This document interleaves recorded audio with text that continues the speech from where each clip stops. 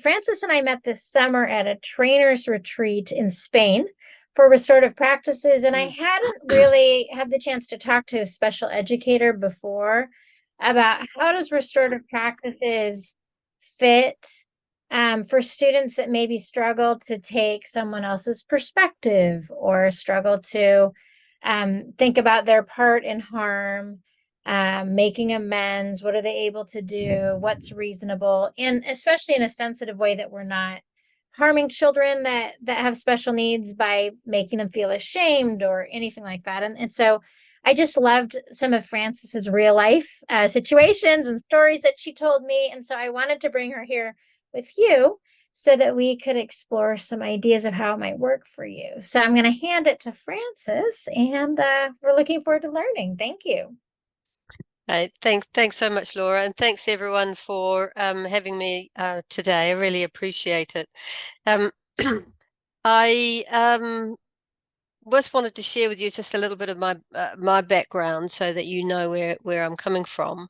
Um, I do have a passion for all things restorative, and in particular, how restorative practice can be implemented with young people with special education needs. So a little bit of a potted history. I began my restorative journey nearly 40 years ago as a young student working in a women's refuge in Wellington, New Zealand. And it was a summer job, and the only thing I had to do was I had to entertain the children that were living in the safe house. So I bought myself a book called Peace Activities for Children, and I really didn't really understand at the time that was a real foundation of where my interest came with working with young people to support them to be able to communicate peacefully with each other when that wasn't necessarily their lived experience. I then went on as a newly qualified teacher and introduced peer mediation again. Bought a book, didn't quite not sure where it was, but it wasn't until I came to the UK in 2003 that I really had a little bit more formal training with Marg Thorsborn, who many of you may have seen her books, and Dr. Terence Bevington. And that's for me really when I came to thinking this is something that I can really do something with. I was working in primary mainstream schools as their special education needs coordinator, and then later as senior leader. And then I went on to a position as a senior leader in a special school, a secondary special school, where the behavior policies and the approach to working with young people with special education needs was based in restorative principles. Um, Dr. Terence Bevington and I, along with Hackney Local Authority and Mark Thorsborn, organised a special education needs conference and invited people to come and say, well, look, share your experience with us. This is what our experience was. And we were really able to drill down a little bit more about what that meant for different people. So I'll try and share some of that, a little bit of that with you today. So then a few twists and turns led me here, really. I now work with schools to implement quality restorative practice through training and working alongside staff and schools with young people with special education. If I'm honest, while I'm fully committed to restorative practice, it's the puzzle that I really like, the quirkiness. It's like, how do you figure this out? Here's what the theory says, and this is what the child presenting in front of me is doing. What do I do with that? And I find it wonderfully creative, messy, um, and you always have to think on your feet. Always have to think outside the box. And I think that was what gives me real pleasure about supporting young people to find ways to express themselves, to manage themselves, to be accountable for things that they really don't always understand, and to sort of really live their best selves. So I have three premises when working restoratively with young people with special education needs. The first is, what were they trying to achieve with their presenting behavior? What might I need to remain curious about? And three, where is the moment of learning, or what is the moment of learning? And just to illustrate those 3 points, I worked with these 2 young boys. They were about 8 or 9, and they both had ADHD. One of them had experienced significant trauma in his life. The other had a diagnosis of obsessional defiant disorder. And they were, the classic frenemies. One minute they were friends, next minute they weren't. And one day they'd had a really peaceful lunchtime. They'd played games. They'd really enjoyed. These adults were really proud of them and pleased with them. And as the bell went, fight breaks out. Here, these 2 have had this wonderful lunchtime, going at it with fists. So we managed to prise them apart, and we sat them down separately. We took them away, helped them calm, and helped them regulate themselves, and sat down and talked with them about what had actually gone on. And what I did is I asked them, asked them their perspectives, not together, but separately. What were their perspectives? Not what were the truth, but what was the perspective? And after lots of huffing and puffing and a few choice profanities, I began to understand what those perspectives were. What had happened is one of the boys, boy 1, had a £10 note had fallen out of his pocket. The other boy put his foot in it and tried to grab it. He was shoved, and the fight was on. They were both really, really angry with each other. But to cut a long story short, what we discovered is that the first boy, he wasn't supposed to have had that money, and he'd actually taken it from his father. So what was going on in his mind is that the other boy was going to take it, run away. He wasn't going to be able to get the money back before his father missed it. So that was his fault. That was foremost in his mind. Where the other boy's perspective was, we've had this fantastic lunchtime. Why did he shove me? Why did he hit me? What's happened there? I feel really betrayed.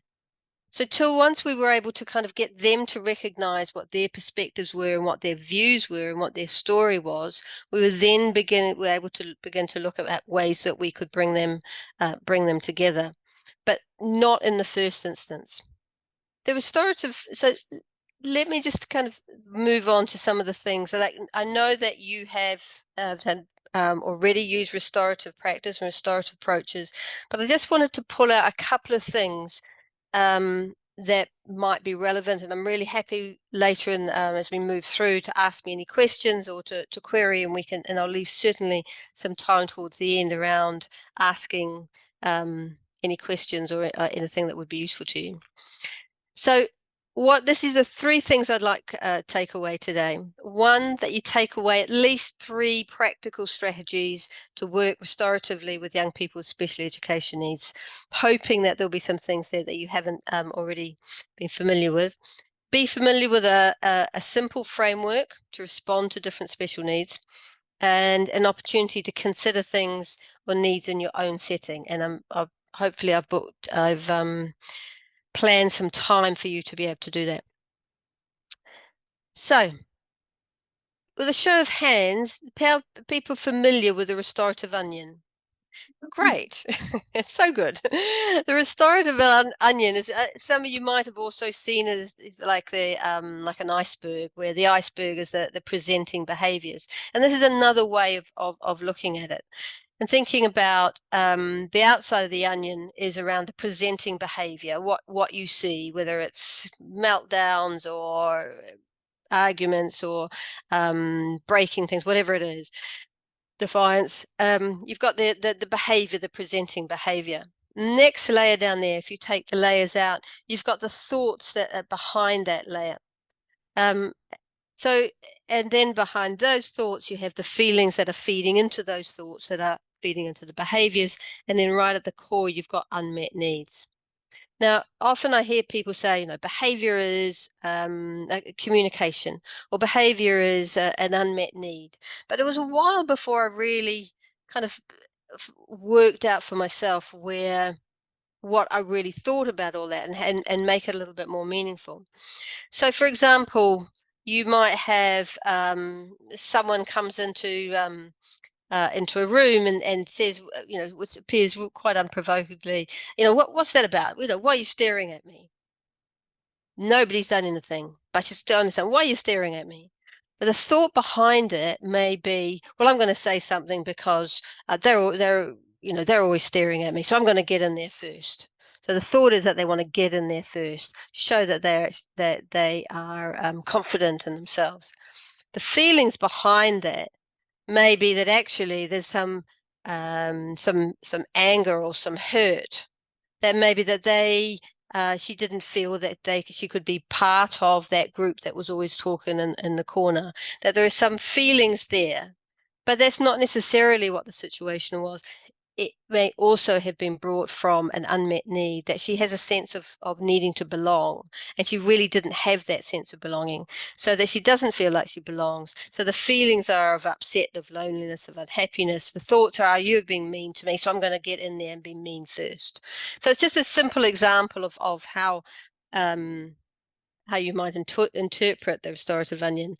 But I find it really useful when I think about young people with special education needs and what's their needs that they're trying to meet. And it's not just it's not just I'm saying I want to get out of this, or don't want to be in trouble, or I want that person to be upset because they were being really horrible to me. It's much on a much deeper level, and it's to consider that unmet needs might be from Maslow's hierarchy of needs, that they're hungry, that they don't feel safe, they don't have a sense of belonging, or in terms of how they feel about themselves, or how they view their future, whether they even understand about their future. William Glasser is also similar to Maslow's laws, but he also says that it's not necessarily a hierarchy, that people need different things. Some people need a real sense of belonging. Other people much rather do things on their own. Other people have a real sense of wanting to have fun and laughter, and other people just like it's not so much. Others, they need to be recognized and to have a sense of dignity and power and control, and that's important to them. Or again, others might not be so much. So what is this young person trying to achieve? Or equally, they may need some recognition or a style of working that recognizes their life experiences. So these are just examples in terms of how you might address and be curious around the behavior, all the way down to what are they trying to achieve? What are they thinking? What's their feelings? What are their feelings are feeding their thinking, and their thinking is feeding their behaviors. So it's really about being curious. The other thing that I find relevant about thinking about young people with special needs is this whole idea of, and I don't know if you can see that from that distance, around the 4 stages of learning. And often, and if I'll just read those out just in case you can't see them. So you have unconscious competence, so it's like, I don't know what I don't know, and sometimes that's quite blissful. Conscious incompetence, I know what I don't know. I get that I don't understand things. I get that other people can do things, but I can't. Conscious competence, I know what I know. And unconscious competence is being able to know and do things without even having to think about it. Now, often with young people with special education, I think they stay there often in this area here. Sometimes they just don't even know what they're supposed to know. And they get into trouble. I don't even know. I didn't even know was a thing. I don't even know how to do that. Where others saying, I know that I should be able to do that, but I don't know how to do that. But everybody else seems to be able to do that. Why am I always the one that always is having to do things? And then I'm in trouble again. So it's just thinking about that idea of not knowing and just unconsciously not knowing, but then being a little bit more aware, and then aware that they're getting it wrong. And that can also lead to escalation and dysregulation. And equally, often our young people with special education needs, they just see themselves. They don't see the big picture. We think they do because they're there in it, but they don't necessarily notice or the impact. And the other thing I wanted to share with you is these two, and again, just a show of hands. Have you seen the compass of shame? Yeah. Yeah. All right. So again, I think, just really it's relevant for our young people with special education needs about when they do attack, when they withdraw, and they won't accept responsibility, when they won't, I don't care about that, or they withdraw into themselves and won't participate. It's really thinking again about what is happening for this young person, what's in their mind, what's their perspective of the situation. And I also refer often, although people are saying, oh, really? Why are you doing the window of social discipline? Again, isn't it basic kind of stuff with restorative practice? But I think also it's really relevant because people have different agendas when they work with young people with special education needs, is that sometimes they, and I've experienced this working in special schools, sometimes the support is too great, that the challenge isn't there, that there's a low expectation of what our young people can manage or understand or participate in. And I often, I've been in training, delivered training to schools where there's absolutely very strong restorative approaches and foundations in their behavior policy. But the the inclusive department or the special education needs departments, young people, they don't do any of that. They say, well, they don't understand. They don't have the language. They just do it again. And I think being able to get that challenge and support right really enables our young people to be part of processes that they may not be able to be part of all of them, or it might need to be simplified or adapted in some way. But it really, the key idea around here is to balance, get that sweet spot, that flow between control or rather uh, challenge and support so that they can access things. Okay, so I'm just going to have a little pause there before we move onto a little framework. And I just wondered whether, and Laura's going to help me with time as well, because I'm a terrible timekeeper and I'm trying to. Oh look, I haven't even put my timer on. I had it Oh, specially. we're fine. We're halfway through. We have half an hour left. Great, cool. So, is anyone like any comments or questions around that before we move on to the framework? No. No? Okay, shall I carry on then? Yep. Brilliant. Okay. All right. So one of the things around working with young people with special education needs, as we know, is it can be messy. It's not always straightforward, they're often on their own agenda. So to have a framework that is just simple and helps us as adults, as people who are supporting, to keep attached to what we're trying to do, helps us navigate through I'm going to say chaos, but through the adventure, should we say?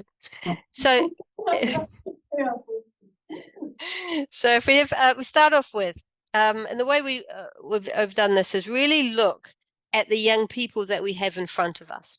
So the first part of it really is to think, and this work comes very much from Mark Thorsborn and Nick Burnett, around their work with restorative approaches in special education, restorative practice in special education. First thing is to identify the area of need.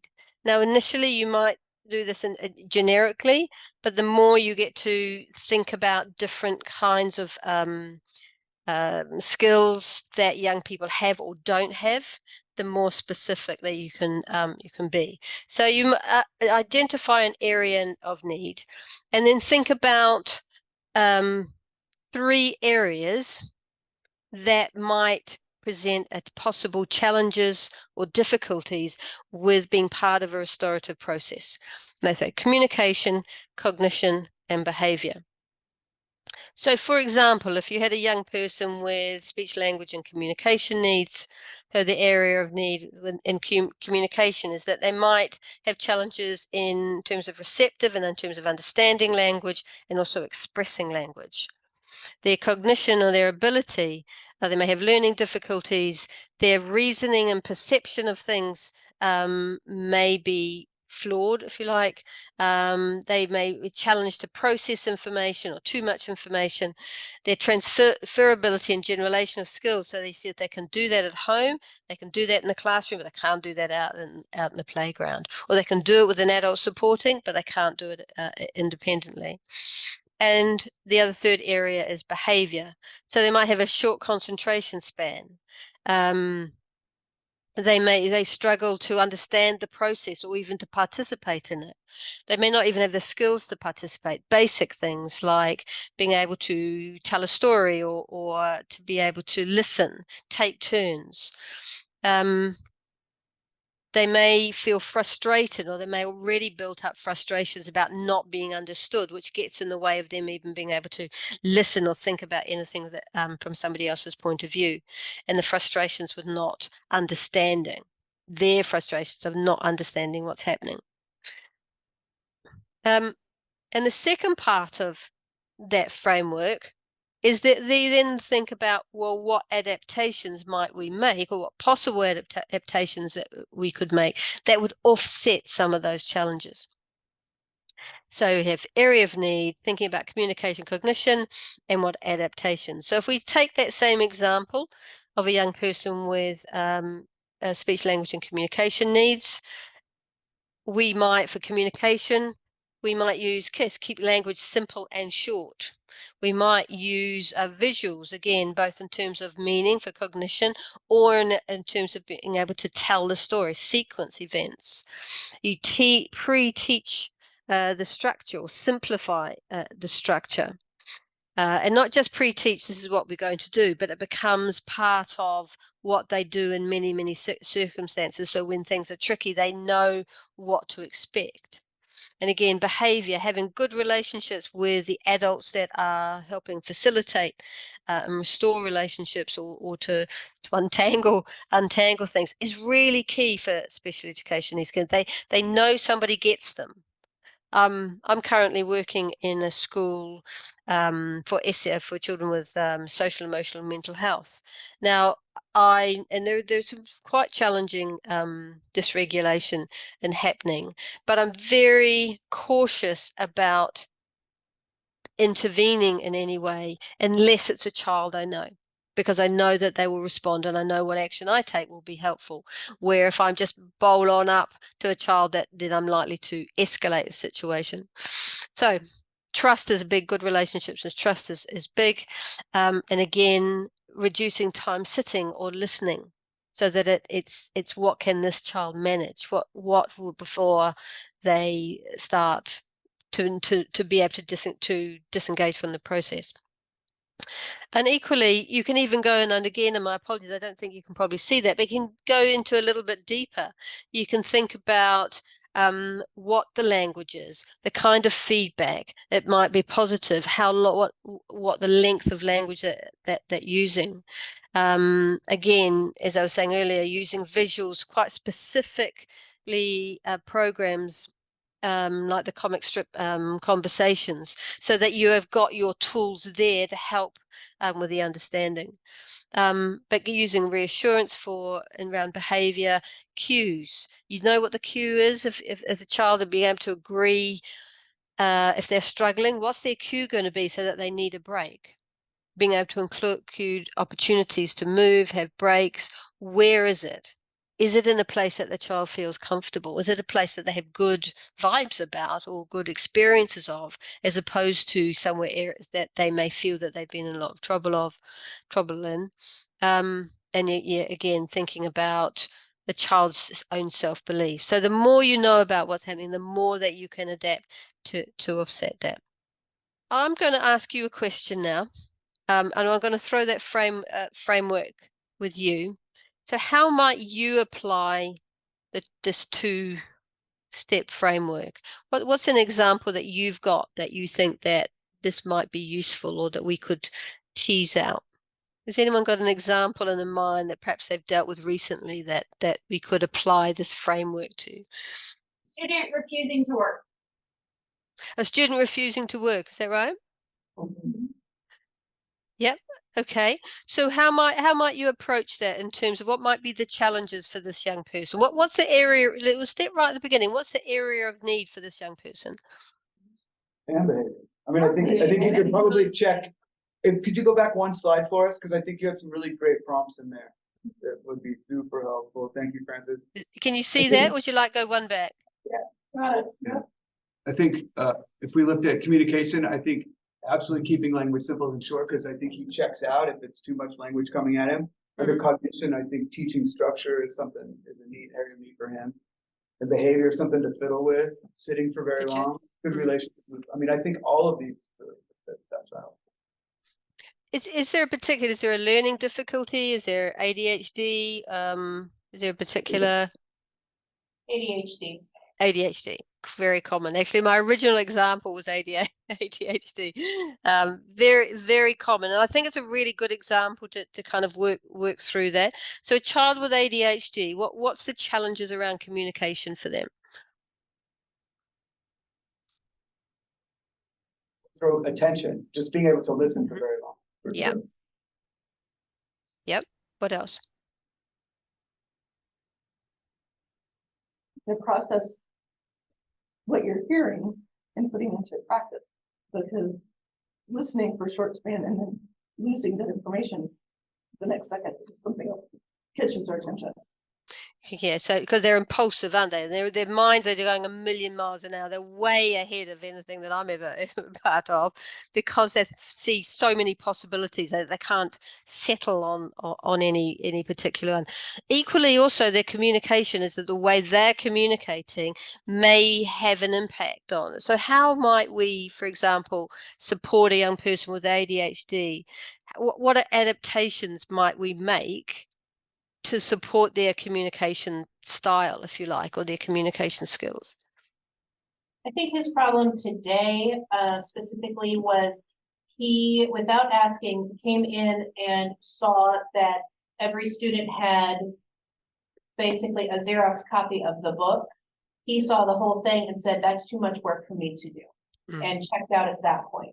So for him, I think clearly the option is to break it into the 2 and 3 page lessons instead of having the entire book. Great. So that would come under behavior, wouldn't it? So look, what we're thinking, anticipating he's going to feel overwhelmed. So what could I do to enable him to feel less overwhelmed and be able to manage taking that first next step? And I think that's a really good suggestion around kind of breaking things down. For ADHD, because they use lots of things around prompt sheets, because they get distracted, and the key, they've remembered instruction 1 and instruction 3 and instruction 4, but they've missed instruction 5 and 2, and then they don't really know what to do. So it's being able to be okay. Have you got those instructions to check back on in case you got distracted? Or equally, have you got a task tracker so that you can say, actually, I can read that chapter, I've got those questions to do, then I can have a break, and then I can ask the teacher whether I've done enough. So they're breaking it down so it's manageable and it's not overwhelming, because then that flicks into the behavior. Great. Anything else? 3-step visual strategy. Sorry, would you say reset?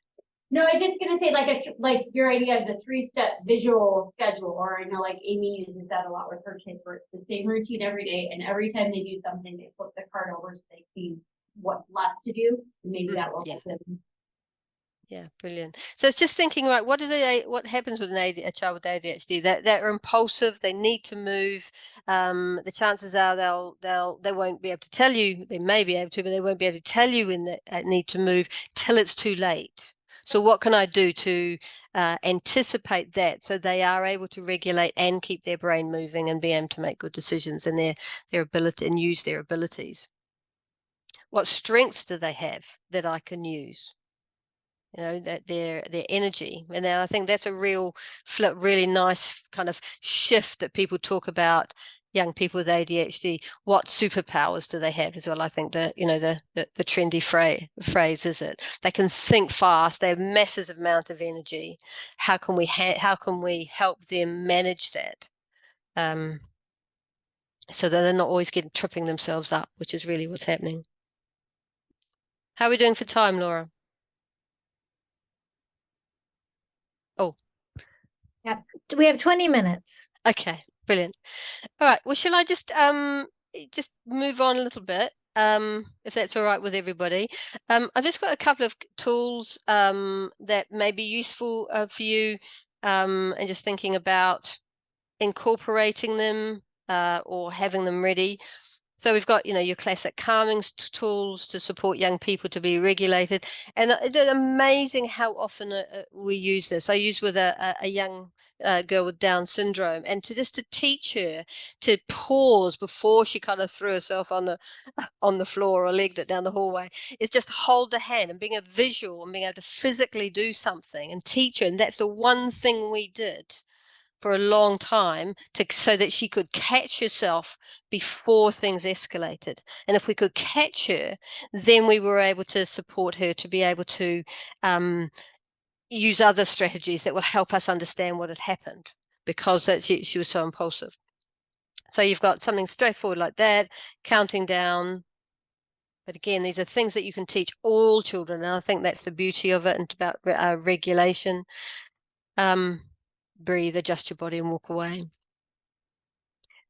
This is I want to make this link. There, you may have heard of Jane Langley, who's an Australian educationalist. She's a head teacher actually of a early years school, so that's years age 3, 4. And she does a lot of restorative work with those really young children. And I listened to her one time.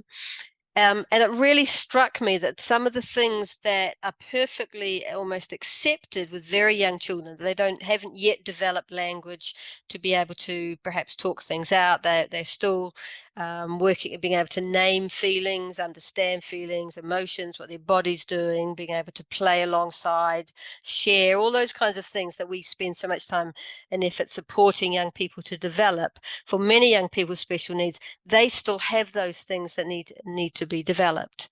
And I think if we can do it with very young children, we can do it with young people who have perhaps cognitive difficulties or learning difficulties, or limited language as well. And she said it's also important to teach skills. So she used to teach all her children before, because part of it was about them choosing strategies, but she said they've got to know the strategies first before they can make choices. So she always used the words walk away. 4 things you can do if something's happening that you're not happy about. You can walk away, you can ignore it, you can talk it out, or you can seek help.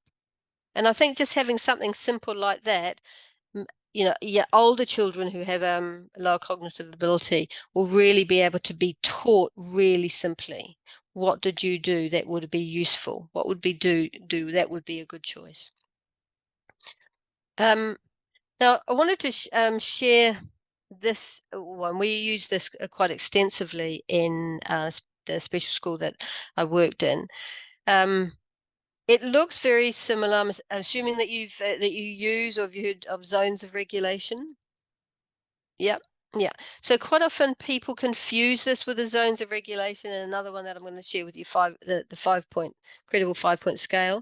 But this is quite specific. This is about giving restorative feedback. So green. So it's about being able to give people consistent language to let young people know how they're doing and what sort of support that they might need.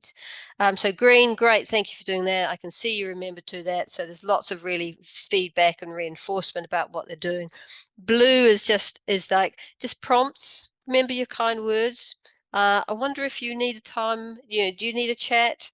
Let's try to do this together. So again, it's like low level, getting that support and challenge right. Again, yellow, well, tell me what happened. What were you thinking? What do we need to do? So again, it's still restorative, but it's a clear indication we're not going in the right direction. But again, red is you need to have some time out. And when you've had some time out, I'll come and talk to you about things. So it's about being really clear without, it enables adults, I think, particularly to be able to use consistent language, but it also gives a clear indication or feedback to young people whether things are going in the right direction. Now, I'll give you kind of a slightly odd example of this. Again, young girl with Down syndrome, full of personality. She was Miss Personality Plus, I have to say, and she would various times throw herself into her office under the table, refuse to come out because she'd thrown a shoe at somebody's head and she'd legged it out the classroom. Anyway, so we use this because, I'm not doing anything. No, I'm pulling out wires and various things. So what we use this is really clearly indicate, again, feedback to her, how close she was to doing what we wanted her to do. So red under the table, shouting the odds, playing with the plugs, that's a red. But we're really clear, you come out of the table, that will be yellow. Oh, great, you've come out of the way from the table, still sitting on the floor. If you sit on the chair, that's a blue. So, you're still a yellow. Oh, great, you've sat on a chair, you're blue, well done. A green would be coming over and telling me what's happened. Oh, you're back sitting on the floor, that's a yellow. Oh, you're back sitting on the chair, great, you're blue. Green would be coming over and telling me.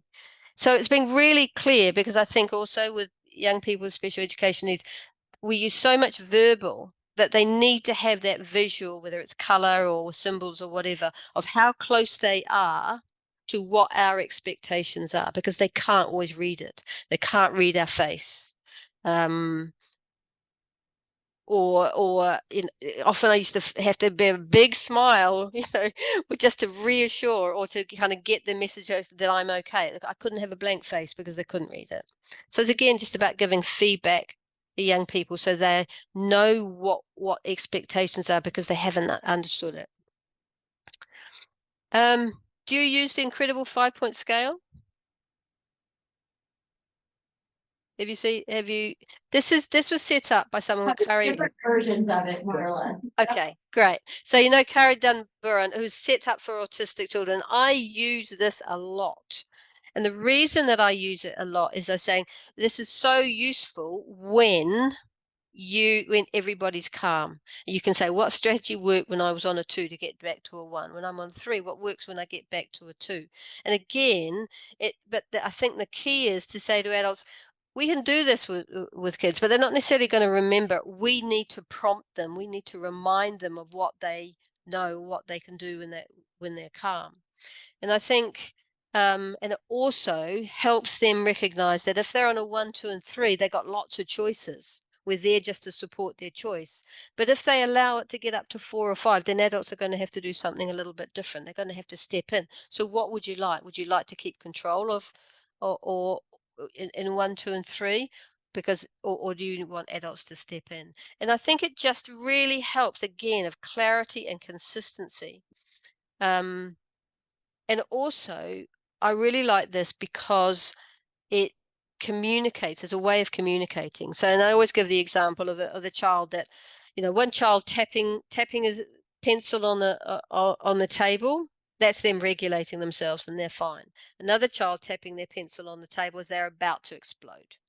And I think being able to recognize some of those things and have them documented. When I stand up, I'm a 2. But another child, when I stand up, I'm just having a bit of a stretch. I'm feeling good. I'm having a break and I'm sitting back down again. So it's a bit being able to read and be able to agree on what things look like, what they feel like, what they sound like when everybody's nice and calm, not when there's escalated challenge or behavior. Again, I use comic strip conversations a lot. Carol Gray, she's writes a lot of social stories. I find social stories super helpful. They are a bit of a fiddle to get right and to be able to be meaningful and really try and be clear around what the young person's thinking and seeing things from the child's point of view. But I do use comic strip conversations a lot. And I think it also helps me, again, remain curious. And not make assumptions, because often young people with limited language will use that words that we go, oh my goodness, when in actual fact they don't mean what we think they mean. So being able to draw it and ask questions about who was there. Was this today? Was this yesterday? Was this last year? This was when you were in the summer holidays. So it's like, who else saw this? Where were people standing? It really helps you give a coordinated picture when young people can't always explain things in sequence or have time frames.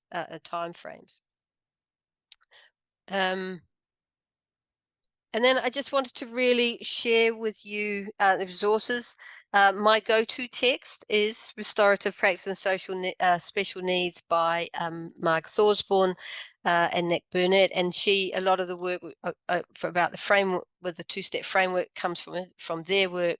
And they also talk about that foundations, about the things that you need in place in order to be able to develop and respond to young people's special needs. The grab and go circle time kit. I haven't used haven't talked about circles so much this time here, but circles are great, and you can use things like they could called bucket time, autistic attention, around teaching sitting still, teaching taking turns, teaching being able to wait, and all those are skills in order to be able to use circles. Now, we use circles a lot in our special school, and you could really tell the classes who had teachers who used it year after year, because they were really up for it. No matter what happened, that right, we need a circle time. And the other text that I recommend is Joe Brummer's Building a Trauma-Informed Restorative School. Again, really practical, involves other people like Ross Green, and just really helps us kind of like see things from young people's perspectives. And so, and just the last moment for me, it's all about really finding the moment of learning, because every moment is a learning moment.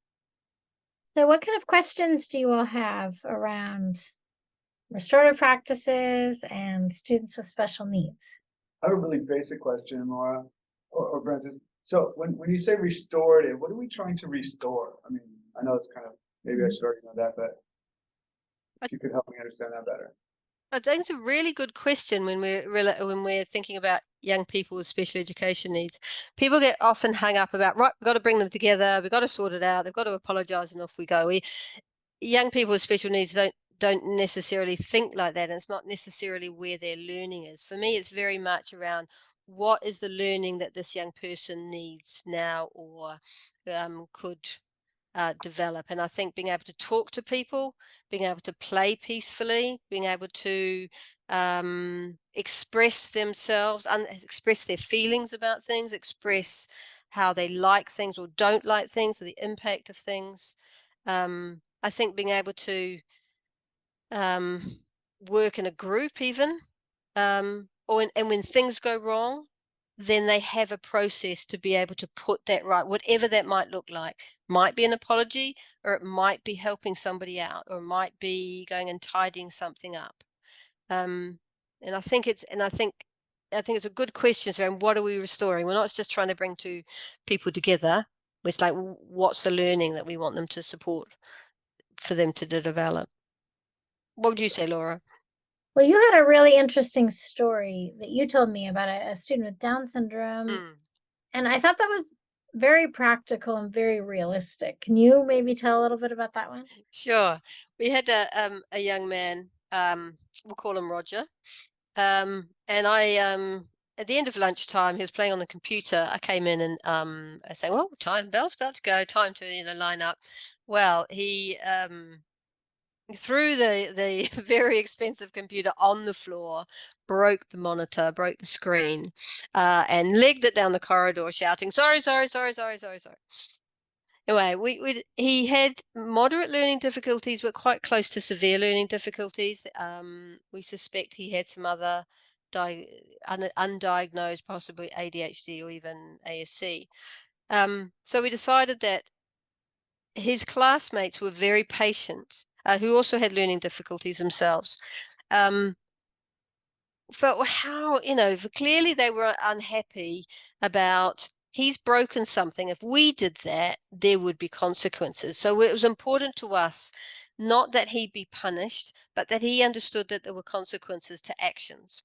So we spoke with his parents and saying, look, we think that what would be really great is if he could do some chores at home, and you give him £5, and then he brings the £5 in and he hands it over as part of repairing or contributing towards repairing. And parents thought this was a very good idea. And so we spoke with next day. The parents came and then brought me the £5. And I said, well, how did you get on with the chores at home? And they think, oh, we couldn't get him to do it, but here's the £5. We said, it wasn't really about the £5. So what we did is we said, right, okay, well, what have we got to work with here? So what we did is we set up almost like a little tableau, a little scenario where we worked with him about the words that he would use when he handed this £5 note over to our IT director, who was having to buy another or repair this monitor. So we helped him develop the language, or we rehearsed him and being able to say what he might say. Now, it doesn't necessarily, for us, that point didn't matter that he didn't necessarily understand what he's saying, but he was part of a process that he knew he'd broken something. He had the money for it to be fixed so other children could still use it. And what we also did is that we brought one or two of his classmates in to observe and to see him handing this money and saying, I'm really sorry I broke the screen. I hope you can repair it.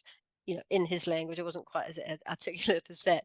And the impact of those other young people seeing that, they felt really good about seeing him put that right. And that was almost as meaningful for them, because they could see that he was going through a process in the best way that he could. And he also was building memories of what that process is, of how you go about putting things right. And I think it was, small stepping stones and more building blocks so that he could, at very least, have an expectation that he would have to put something right, and was expecting to do so. I think one of my favorite things that Laura always says is that if you don't have a relationship with, like, as a class, then there isn't anything to refer to. Like, that is such a fundamental part of building a class community. You have to have that relationship built so that there's something to restore. Absolutely. And I think that whole idea of social capital, like today I walked past, there was the two boys, and I thought, are they fighting or are they just having a nice time? And what are they going? So I just said, just walked past, I said, gently does it, boys. And then I carried on and they went, oh, all right then. They didn't know me from bar of soap. I thought, great. I'm going to do that again next time I see them. And I think just being able to build that social capital so you can draw it out when you need to. Frances, you had another story in which a kid had done some harm and another child said, I don't feel like playing with you. And I thought that was a really, that relationship piece that we're talking about, that was a natural result of what had happened. Can you share that? Yeah, absolutely. I have two year 7, so they were, 11, 12, both ADHD, both learning difficulties, and new to the school as well, both of them. And the boy was just constantly in trouble, and he did climb fences and run off and use various choice bits of language, and teachers didn't feel that they could reach him, but he was brought to me, senior leader, he's brought to me, and he's thrown a very sharp pencil, narrowly missing a girl's eye, and quite a serious incident. Well, he was furious. He wouldn't talk about it. He wouldn't talk about the safety of it. He couldn't see. He was just really upset. So I thought, I'm not getting anywhere here. So I took a deep breath and said, well, tell me about what happened. And basically, in short of it, what he said was, how come I'm always the one that gets blamed? So what do you mean? And he said, well, yes, I did throw that pencil, but she had already poked her tongue out at me. And well, for us, as far as we're concerned, that wasn't much. But for him, it was yet again, he had been sent out, but nothing, as far as he was concerned, nothing had been done with her. And so he couldn't really accept any kind of responsibility for his own harm or wrongdoing, because he didn't see that things were fair. He didn't feel even that people were looking out for him. And that was such an important piece of information for us as adults, because saying, actually, we need to change this. This young person doesn't feel welcome in this school. It doesn't matter all the terrible things he does on a daily basis, but if he doesn't feel welcome, we're not going to be able to influence and support him. Anyway, so I talked to him, and then I talk to the other girl, because they were actually quite good friends. And I sat down and had them on either side, and I was about to do my restorative chat and stuff, and they just took over. And it's like, oh, okay. And they had this real natural chat about, she's going, why did you throw that out? Well, you tore up my angel and poked my tongue out. It's like, well, I'm sorry I did that. Yes, okay. And it was like, boom. They resolved it. And then the girl said, well, can we play now? And he go, well, no, I think we shouldn't play for a couple of days. I was just like, so it was really beautiful to be a part of. Now, I know within the next 10 minutes something else was going to happen, but it gave us information about what we as adults needed to work on.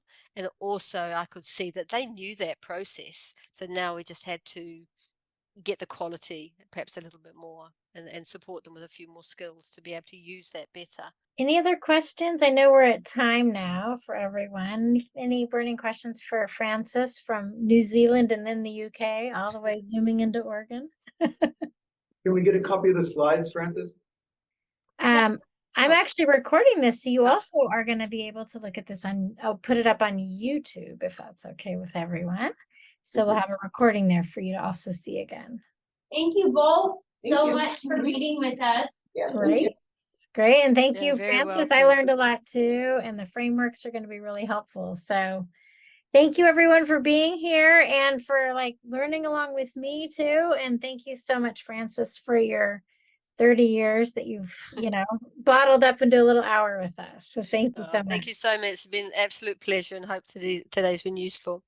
Great. Bye everyone. Thank you. Bye.